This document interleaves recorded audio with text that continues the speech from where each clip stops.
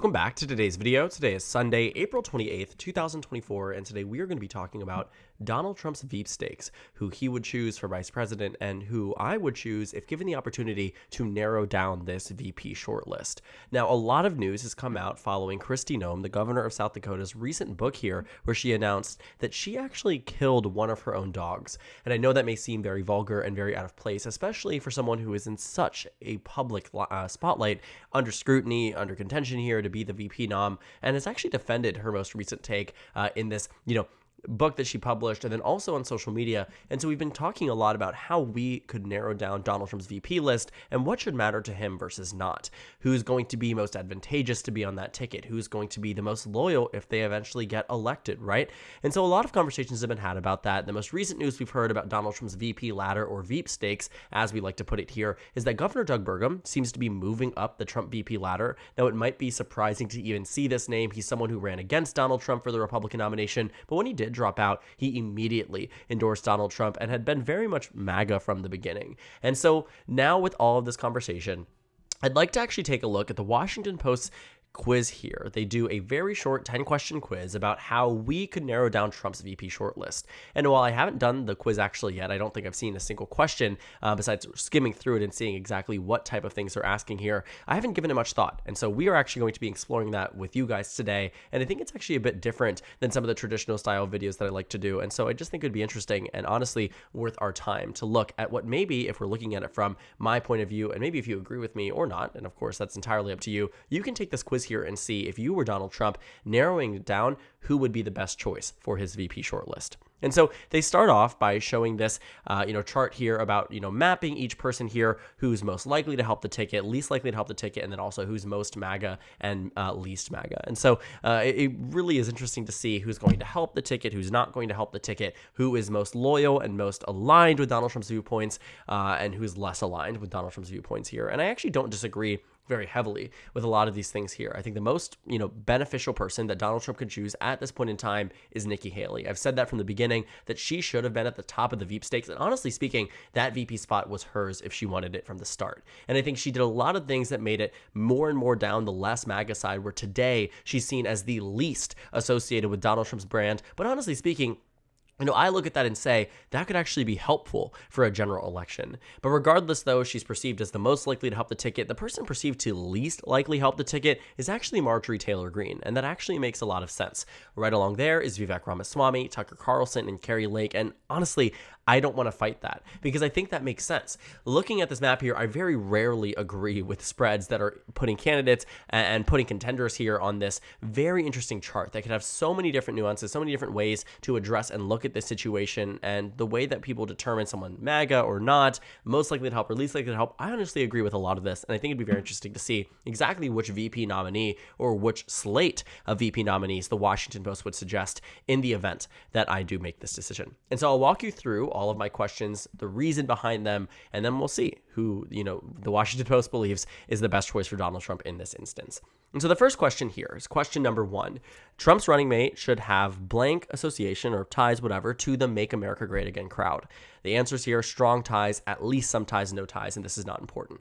Now, to kick things off, I'm going to say that I do think there should be an association to the MAGA crowd. While I do think Nikki Haley is probably one of the strongest choices here, besides her, I don't think this push away from the Make America Great Again crowd is helpful. I also think she doesn't have no association. She served in his administration as UN ambassador and was pretty vocal against him in 2016, and then immediately came back around for both 2016 in the general election and also in the 2020 re-election. And so while she has been, very much in opposition to him, I don't think she has no ties. With that being said, as I said, I do think, number 1, this is important for inspiring your base and keeping that base locked and secured.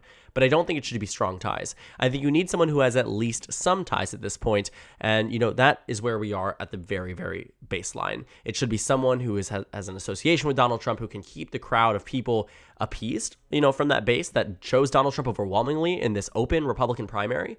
But it can't be someone who has no ties or is overwhelmingly close, because you need a bit of a differentiation. So then moving on to the next question here, Donald Trump's pick should have blank governing experience.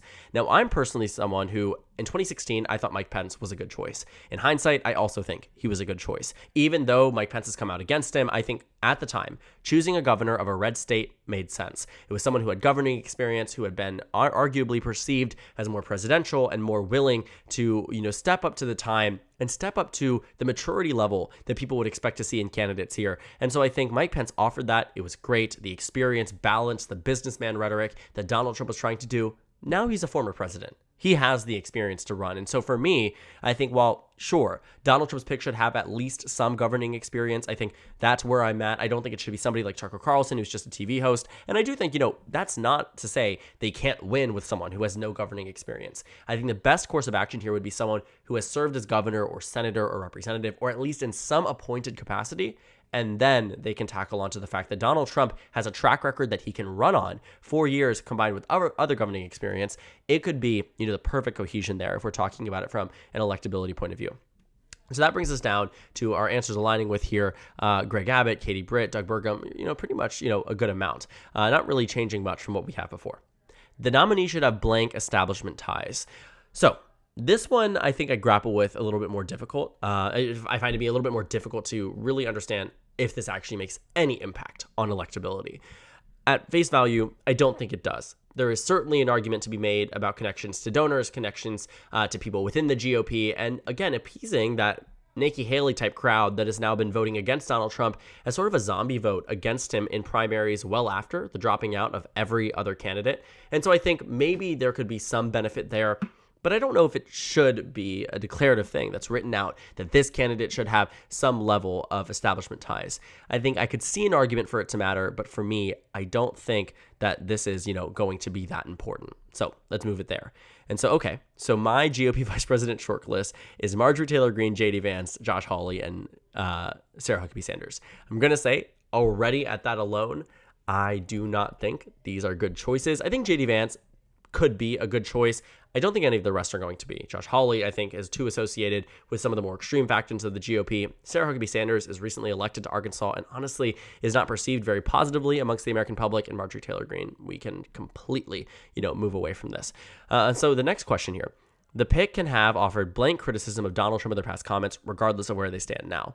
So I think there can be criticism. I think it is entirely fair, as it was in 2016, as it was even now in 2024, especially if you were running against Donald Trump. I think there is even a benefit of choosing someone who has criticized Donald Trump before and is not a yes man. I think maybe we could talk about something, for instance. The pick can have offered some, but not too much criticism of Trump in their past comments, or any amount. I do think it is important because it matters for who Donald Trump would work well with, what type of campaign dynamic that they would have on the campaign trail, and also just the amount that Republicans, would have to worry about. Opposition research from Democrats that could use the own VP nom's words against, the eventual presidential candidate. In this case, it would be Donald Trump. And so I think they could have maybe some, but not too much criticism of Donald Trump, but I don't think it can be very little or zero, and I don't think it can be any amount. There is a perfect medium here, and I think some, but not too much is where we're at. And so that now adds Tim Scott into the list here. Very interesting.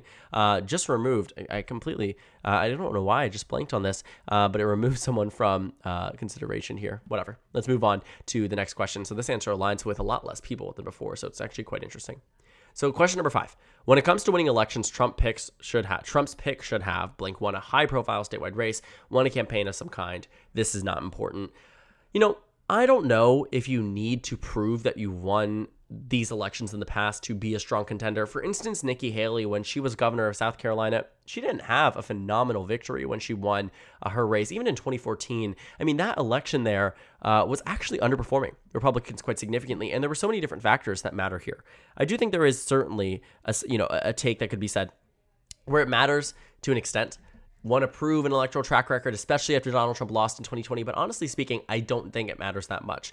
To me, I'm going to say maybe sure, it would be cool if they've won a campaign of some kind, but it doesn't need to be some high profile or statewide race. I don't think that is necessary. And again, states are very different, right? You're winning a primary like Katie Britt in Alabama, which means the general is automatically going red. It is not the same thing. And I don't think that question really does much for me here. Question number 6, it is blank for Trump to pick a woman or racial minority. I think it is important. I think we're at a point where he needs to choose someone who can balance him out in a way that none of the other contenders were able to, even in 2016. People like Chris Christie, people like Mike Pence, right? I think Donald Trump could really shake up the dynamic of this race if he has someone who is a minority, a woman, or a woman minority. In the same way that when Joe Biden made that declarative statement on the debate stage in 2020, I will commit to choosing a woman as VP, when Bernie Sanders couldn't answer that question, it helped him in the Democratic electorate. I do think there are independent voters out there that look at Donald Trump and the Republican Party in the same way, in the same words of Kevin McCarthy, as the Republican Party being the most exclusive country club in the world.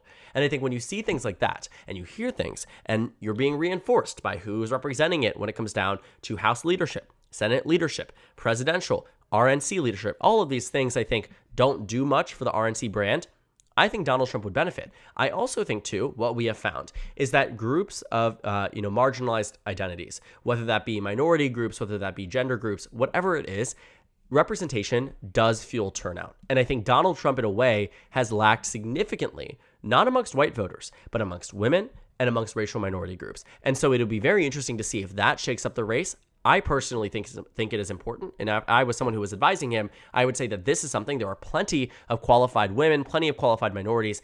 It wouldn't be out of the realm of possibility whatsoever, and it shouldn't be. In fact, it should be prioritized, especially since it would be a very big thing for the GOP. The last time, Sarah Palin, and then before then, never a racial minority chosen as VP, and so it'd be very interesting and a big shakeup for the GOP and combat that narrative that Democrats have done successfully branded onto Donald Trump. And again, in part of his own actions too, right? All of this, that's all politics, perception, and the way candidates present themselves. It'd be interesting because it would be very out of line with what I think many people would be expecting. Question number 7. The pick's ability to help the ticket by appealing to a key group Trump needs to, or being from a key state is, I think this is important. I think you need to be able to appeal to a key group. You need to be able to win over voters. For instance, what is Nikki Haley's group? You have independent voters here. That makes sense. She has a really good grasp on the more centrist, more moderate voters, and polls reflect that. I think that could be a very, very important thing here. And I think you can't just throw this off and say that Donald Trump will build in this big tent party. It needs to be the VP nom. And so for me, that is very important. And I'm surprised here now the GOP vice president shortlist groups in Marjorie Taylor Greene. I don't think she does exactly that. Sarah Huckabee Sanders, I don't think does, but I do think Marco Rubio does, especially Latino voters, which matters. And he's actually moving up in the VP rankings as well. Moving over to question number 8, Trump often values media savviness and camera friendliness. This it factor, I think this time around, is important, but I don't think it's going to make or break a VP nom. I think Donald Trump does an interesting job at handling the media, the relationships with it. I think it would be great for him to have someone who is media savvy and camera friendly, but we know that that isn't always the case. A lot of the times when these people get in front of cameras, get on a debate stage, they aren't phenomenal, but voters still for some reason, like that. And I think that's not to blame any type of candidate or person. Not everyone's, media savvy. We know this, that Donald Trump broke the entire election because he was, in a way, uniquely media savvy. He knew what to do with his experience with The Apprentice and interviews on shows like Oprah and Dr. Oz. He knew how to do this right. I think his VP nom doesn't need exactly that. And so while it is somewhat important, I don't think it's going to be, again, make or break for this. It's just going to be a supplement. Our VP shortlist is really not narrowing down. So in a way, I'm alarmed here because I don't think I should be giving advice maybe. And I'm not, obviously, right? But I don't think this would be the best thing. So let's finish this off and see exactly who they give us. So question number 9, Trump's nominee should blank the 2020 election results. Now, for him personally, I think they internally would probably have to say to the president, I don't think the 2020 election was fair. I think it was stolen, right? I think that's what they would have to say in order to appease him. Publicly speaking, I don't know if you want someone who is in direct opposition to Donald Trump's take that the election was stolen. I think it would do a very big damage to the way that the RNC, the way the Trump campaign has been messaging and strategizing on the 2020 election, and I don't think they're doing that right. But having a VP nom who stands in direct contrast with you would feel very reminiscent of Mike Pence, and I don't think that's the best course of action for a campaign. I think that's, while in theory I could see how some people would argue, wait, it's going to help because, people are looking at this and saying this candidate here is actually recognizing, and they could convince Donald Trump of the White House. I don't think it actually does that. And if anything, I think it decreases the trust and security that people have, especially after a significant chunk. You're talking, 75% of the Make America Great Again base has turned their backs on Mike Pence because he refused to overturn the election results. And so that's a big thing to consider here, that you don't want someone who stands in direct opposition. And so I don't think they should accept the election results. I certainly don't think it's not important because it will be a main issue of this election. And I don't think they should deny it outright either. I think being skeptical of is the best course of action. And so the final thing here, if Trump, and this, I don't think this question is going to answer much for us, but if Trump picked a Floridian, one of them would have to establish residency in another state to be able to win Florida's 30 electoral votes. It is blank that his running mate is not from Florida. I think they could change where they are. I don't think this is going to be something that is going to really determine the future of who he's going to choose. If he wants Marco Rubio, he will find a way to get Marco Rubio. If he wants Ron DeSantis, he will find a way to get Ron DeSantis. And so I don't necessarily think it's not important. I think Donald Trump will win Florida either way, but I don't think this is a determining factor. All right. So while we have gotten on this point, we will have to see people here moving their registration. Dick Cheney actually did it from Texas to Wyoming when he was chosen by George W. Bush. And so that is certainly, a different situation and a conversation that will be had. Now let's take a look at the results. So we have a good amount here. We have 5 people that seem to align with 7 questions. Altogether, they, in unison, seem to be here. And so here we have it. Byron Donalds, Florida congressman, he actually was one of the choices potentially for House Speaker. He was being used as a proxy fight between the establishment GOP in the House and the House Freedom Caucus. And so Byron Donalds, very interesting pick. I wouldn't do it. Marjorie Taylor Greene, let's not even talk about it. Kristi Noem, again, new scandal here about her dog. I think I could have seen it 5-6 months ago. I think she has a lot of baggage the Democrats are sitting on in the event she is chosen. But I can't say that I would be shocked if she was chosen. Out of this entire list here, I think she is the most likely to be VP, but I don't think she's the most likely to be chosen at this point. But again, things can change. Sarah Huckabee Sanders, I don't think this makes sense. I think she's had too many press interactions. She has had too many call-outs on falsehoods. And again, she would be seen as an extension of the Trump presidency, an extension of the 2020 election lies. I mean, a lot of different things that really did hinder and do hinder Donald Trump's candidacy for this time around. I don't think Sarah Huckabee Sanders is the right way to go. And Senator Tim Scott, I actually think he might be one of the best choices here. I don't think he's the most likely. I think that we're more likely to see Donald Trump choose a woman than a man. But Tim Scott, I think he would offer something very, very unique. One, he's a Republican black man, the least likely minority group in the country to be a Republican. You are talking black voters, and you are talking about an election where we have seen bleeding. When you look at the polls, we've seen bleeding in minority groups for President Biden. Can he win them back? The numbers seem to suggest yes. But what if Donald Trump chooses somebody who represents minority groups, represents black voters in a way that had never been established before in the national level on the Republican side? Not only that, to take a look at this from just purely an electoral sense, Tim Scott might not come from a swing state, but I think he can balance Donald Trump's rhetoric. I think for many people, he is perceived as someone who is more calculated, more controlled, more tempered in a way that Mike Pence was, and now he brings more to the ticket. I think Tim Scott, too, has balanced this factor here where he is, equally perceived as someone who could be establishment Republican, could be in a strong position, amongst the establishment GOP. Equally well established amongst the MAGA crowd. He's not Lindsey Graham. He's not this outspoken, overwhelming critic of President Trump. I think he would be a good choice, a solid choice at that. Kristi Noem, I don't agree, but I think she is probably the most likely on this list here. And so then when we take a look at the picks based on the number of answers that have aligned here, it actually isn't too shocking to see some of these names. We've talked about Marco Rubio quite extensively. Josh Hawley, I don't think makes the best choice. But again, that's what the Washington Post is suggesting here. Tulsi Gabbard, I think, could be a really interesting choice. I'd be fascinated to see if Donald Trump does it. I don't know how it would shake up the race. We'll talk about it if we need to. Katie Britt, I think, would be a fine choice, but after that response to the State of the Union, I really, really struggle to believe that she would be able to campaign and honestly speak, do speeches and debate effectively. I don't think she had the best performance there, and that, in a way, tryout to be VP did not really go well. Carrie Lake, I don't think makes sense. JD Vance is a maybe. Hard maybe. Glenn Youngkin, really no. He's from Virginia. Sure, he offered a bit of a more moderate and tempered viewpoint on things, but he's just not the guy. He's also not enthusiastic. He's right for Virginia, especially Northern Virginia. I don't think he would be right to be, alongside that ticket there for Donald Trump. Nancy Mace, I don't think so, especially the comments following January 6th. Greg Abbott would be interesting. Elise Stefanik would be interesting,